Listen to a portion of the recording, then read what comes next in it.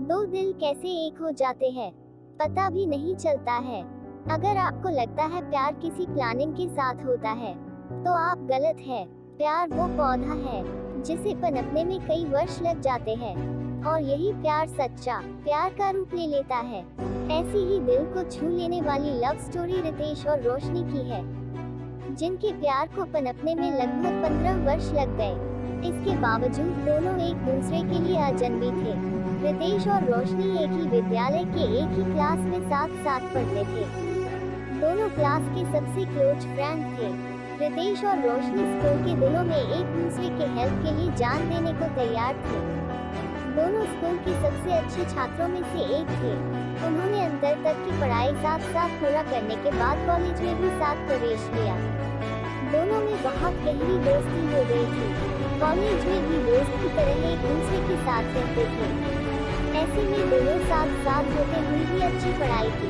Class में हमेशा प्रथम स्थान हासिल करते थे, परंतु उनकी दोस्ती ने कभी इनकी पढ़ाई में बाधा बनने का प्रयास नहीं किया। अर्थात पढ़ाई के वक्त कॉलेज के स्टूडेंट के साथ प्यार हो गया। रोशनी की दोस्ती धीरे धीरे इतनी गहरी हो गई, अगर किसी दिन रोशनी कॉलेज नहीं आती, तो रितेश बेचैन हो उठता, और अगर किसी दिन रितेश कॉलेज नहीं आता, तो रोशनी पूरे दिन खोई खोई रहती थी। दोनों की दोस्ती के गहरे रंग देखकर कॉलेज के स्टूडेंट ईर्ष्या करने लगे। कई बार उन लोगों ने मिलकर इनकी दोस्ती में आग लगाने की कोशिश की, फिर भी सफलता हाथ ना लगी। और सफलता कैसे हाथ लगती, इन दोनों की दोस्ती तो विश्वास और संस्कार से बुनी हुई डोर से बैधी थी। दोनों में अटूट विश्वास था। धीरे धीरे कॉलेज के दिन भी कब गुजर गए, दोनों को पता नहीं चला। आज कॉलेज में रिजल्ट आने वाला था। सभी उत्सुकता से अपने अपने रिजल्ट को जानने के लिए कॉलेज में जमा हो गए थे। ऐसे में रोशनी और रितेश भी अपनी रिजल्ट के इंतजार में एक कोने में बैठे हुए थे। ठीक 12 बजे परिणाम जारी हुआ, और रोशनी और रितेश संयुक्त रूप से कॉलेज में प्रथम स्थान प्राप्त किए। दोनों के चेहरे पर मुस्कान थी, दोनों खुश नजर आ रहे थे। रितेश ने खुली आंखों से कहा, अब तो हमारी कॉलेज की पढ़ाई पूरी हो गई, अब हम फिर कब मिलेंगे। इस पर रोशनी ने कहा, देखो जिंदगी कहाँ लेकर जाती है, अब घर वालों की इच्छा पर निर्भर है।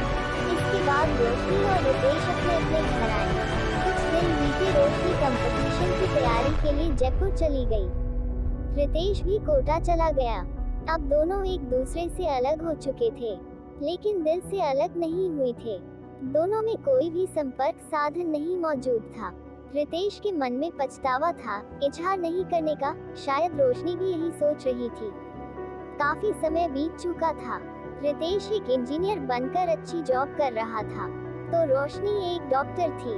रोशनी के मन से रितेश का प्यार वैसा ही था जैसा कि कॉलेज के दिनों में था। रोशनी अपनी माँ से बताया, रितेश से शादी करना चाहती हूँ। जब यह बात रोशनी के पिताजी तक पहुंची, तो उन्होंने तुरंत हाँ कर दिया, क्योंकि जानते थे रोशनी कभी गलत फैसला नहीं ले सकती। अगले दिन रोशनी के पिता रितेश के घर अपनी लाडली बेटी का रिश्ता लेकर पहुंचे। रितेश के घर के अंदर पहुंचते ही रोशनी के पिताजी दंग रह गए।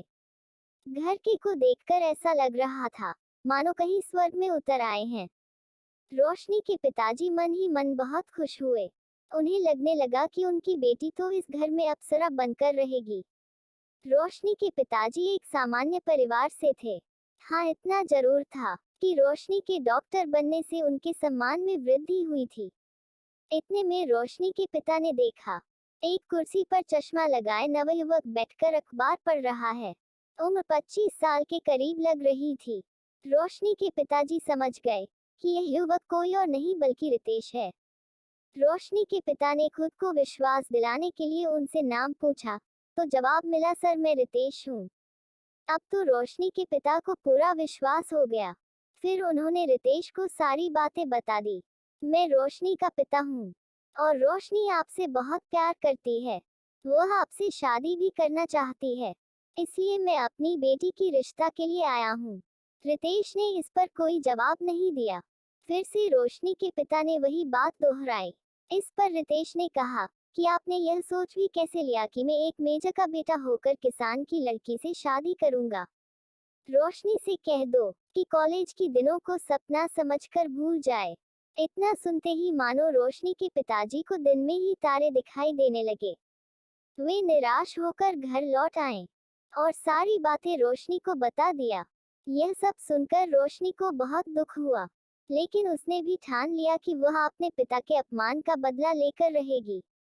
बस क्या था, अगले ही दिन वह सीधे रितेश के घर पहुंच गई। पहुंचते ही देखा कि रितेश कुर्सी पर बैठकर चाय पी रहा था। रोशनी को समझ में आ गया कि जो व्यक्ति उससे मिलने के लिए दौड़ते हुए आता था, आज वो मुझे सामने देखकर भी कुर्सी से उठ तक नहीं रहा है। इसका मतलब इसे अहंकार हो गया है। फिर रोशनी ने भला बुरा कहना शुरू कर दिया। रितेश यह सब सुनता रहा, यहाँ तक कि रोशनी ने रितेश को खुदगर्ज मक्कार कमीना ना जाने क्या क्या कह डाल। रितेश ने फिर भी कोई प्रतिक्रिया नहीं दिया। फिर भी रोशनी का गुस्सा शांत नहीं हुआ और उसने रितेश के पास में जाकर उसे जोरदार थप्पड़ जड़ दिया। थप्पड़ लगते ही रितेश कुर्सी से लड़खड़ाकर नीचे गिर गया। फिर भी रितेश खामोश रहा। इतने में अंदर से रितेश की माँ आई और कहने लगी, बस करो रोशनी, बहुत हो गया।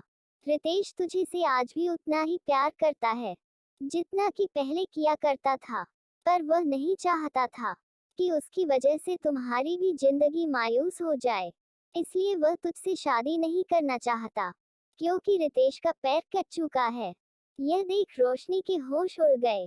अब रोशनी को सारी बातें समझ में आ गई थी कि रितेश उसे क्यों नहीं शादी करना चाहता था, क्योंकि रितेश नहीं चाहता था कि रोशनी किसी अपाहिज से शादी करे।